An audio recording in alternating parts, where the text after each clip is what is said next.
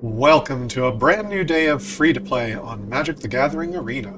Get the latest dish with me, Lord Rumfish, as we question whether a new player should avoid ranked competitive play until they've built a so-called competitive deck.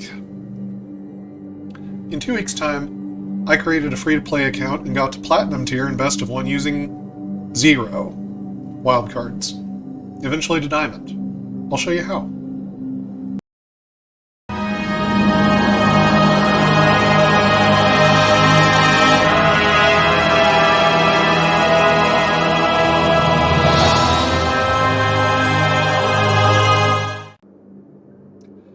No wild card spent for standard ranked?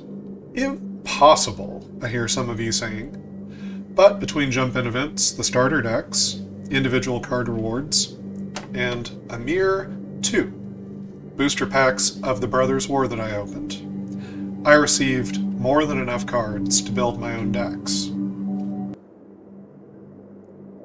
Let's talk about jump-in events.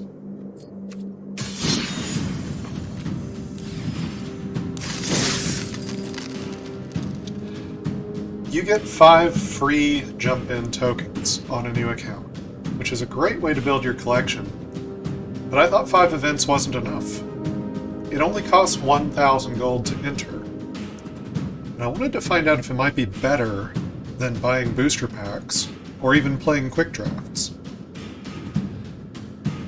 I have played 36 jump-in events, spending most of my hard-earned gold in the process.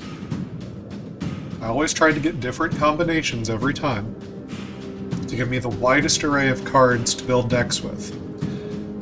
It wasn't until the 19th event I had a duplicate on the second packet. It wasn't until the 36th event I had a duplicate on my first packet. I'm stopping there until more packets are released with Phyrexia All Will Be One. Check the description below to see the complete list of all 36 jump-in combinations I've played in chronological order. The jump-in events plus the starter decks gave me all the tools I needed to build competitive decks and climb the ranked ladder. I also opened 2 boosters of the Brothers War before I decided it would be fun to open the rest of them on this gen. Along with all of the free packs of older sets using store promo codes. There's a link in the description below with a website with free store codes. You type them in on the store page. Let's navigate over there. Up here in the top right corner. You can also search on your web browser. You'll find a massive list of codes you can type in for packs, card singles, cosmetics. Even if some of the codes don't work, try all of them. Mobile users might need to log in on the website to use the promo codes. So, what do all those free packs look like? Well, they look a little something like this. So it's well worth your time. I haven't needed these packs so far to achieve my standard rank.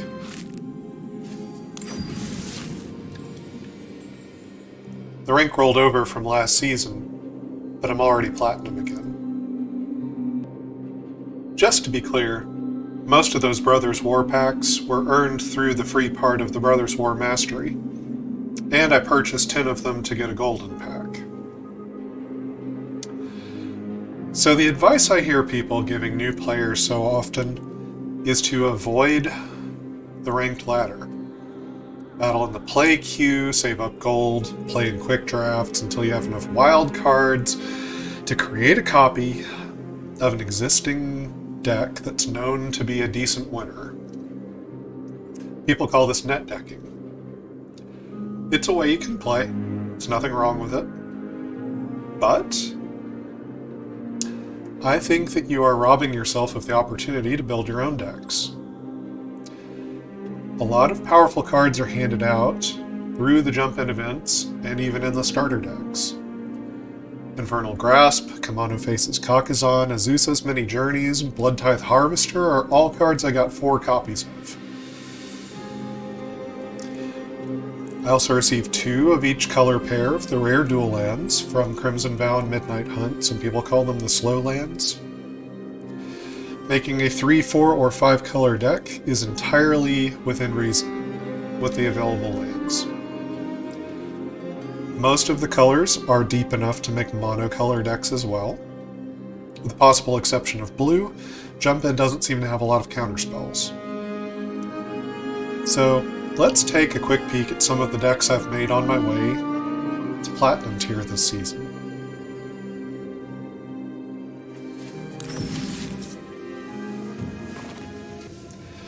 So this first deck, High Ambitions, it's your basic big green stompy deck. Some of the main thing that differentiates it is it's a little bit more focused on interactive pieces and card draw and life gain. You don't have to have a perfectly tuned deck that has 4 copies of everything in order to succeed. This deck has a lot of tough matchups, but one that it does very well against is mono red. As you can probably imagine from all of the life gain creatures that you see, Obstinate Baloth, Blossom Prancer, Cleanup Crew, Titan of Industry, even the Boulder Branch Golem, the Brambleworm, there's so much life gain in this deck.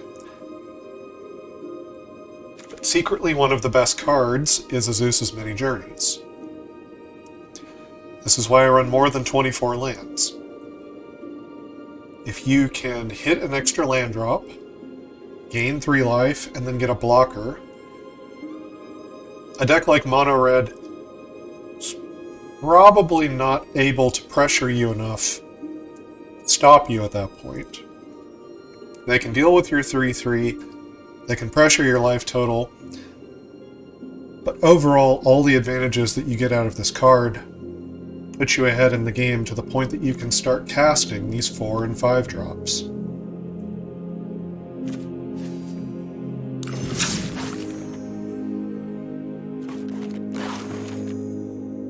So this big red deck was another favorite of mine.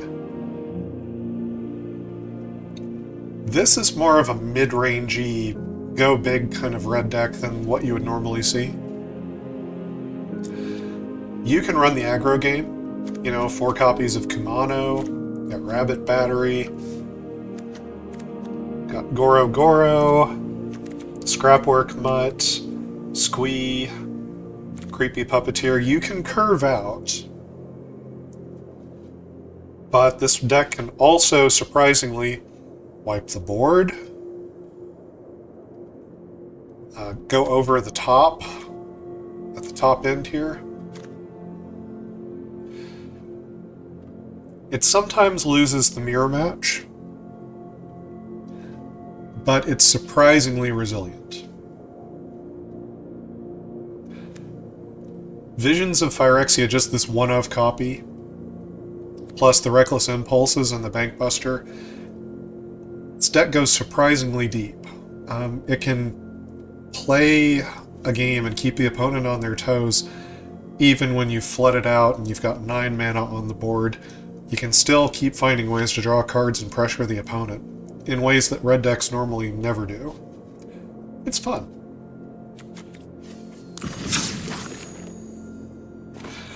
So one of my first individual card rewards that I got from a lucky pull was Solkanar the Tainted. And that led me to try this Grixis deck. Whatever you want to call it. And it's got a lot of, one-ofs, things here and there that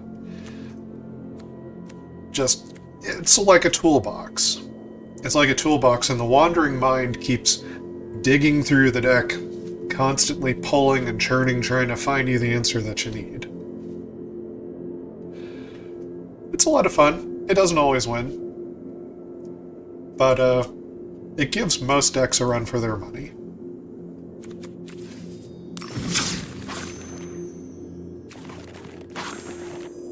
This mono white deck has got some teeth.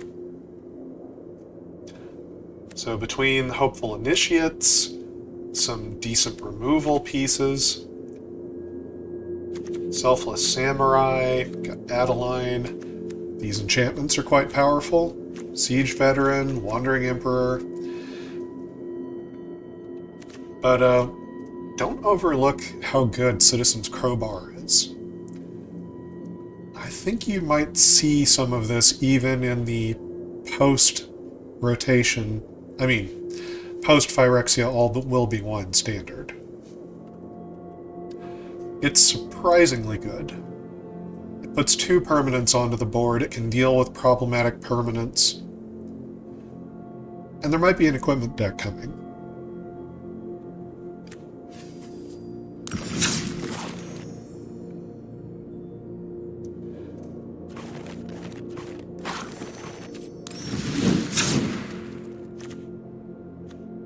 This one's a little bit more recent.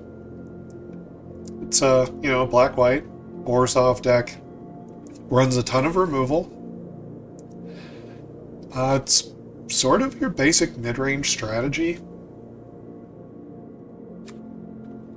Lots of spot removal, some board sweepers, things to go into the long game to grind things out.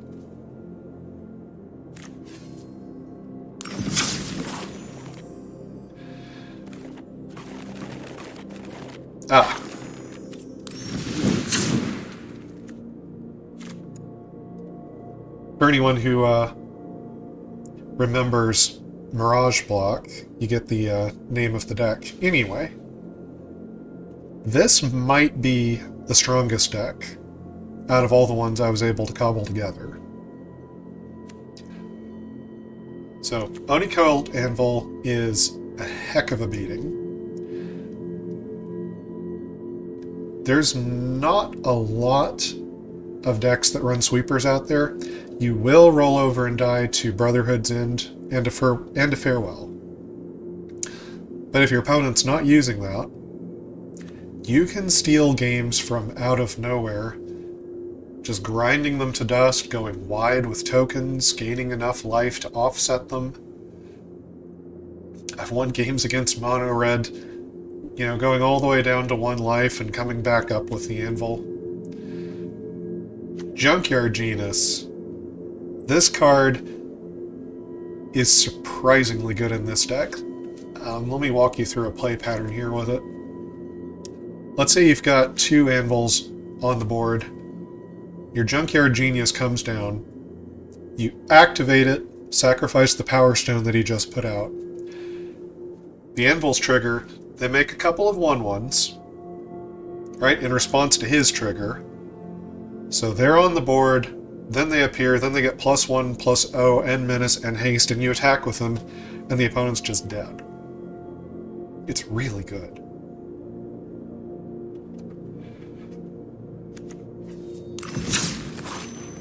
So I could do more in-depth deck techs on all of these. I could talk for a long time about the pluses and minuses of them, but these decks are about to change because now that I'm starting this channel, you see the wild cards are untouched. I've got 2 extra uncommons based on what a new player account would have. That's because I opened 2 packs of the Brothers War. I opened an uncommon wild card, and on this uncommon reward wildcard track, I progressed it to get another one. I haven't used any of them yet. All of that vault progress you see comes from the starter decks and jump in. The only reason I have gems is because gems went on sale in the store recently.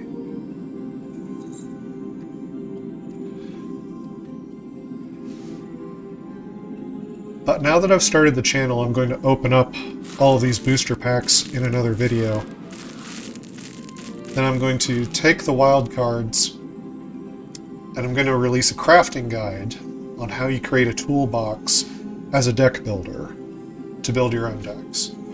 So once I do all of that, these decks are going to change, They're going to get shaken up. Phyrexia all will be one's about to release, so some of these might not continue to work in the new metagame. I just wanted to introduce you to them as a proof of concept, to let you know this is what I was doing. So, I hope to see a lot more of you in the arena and on YouTube. And until next time, stay cool.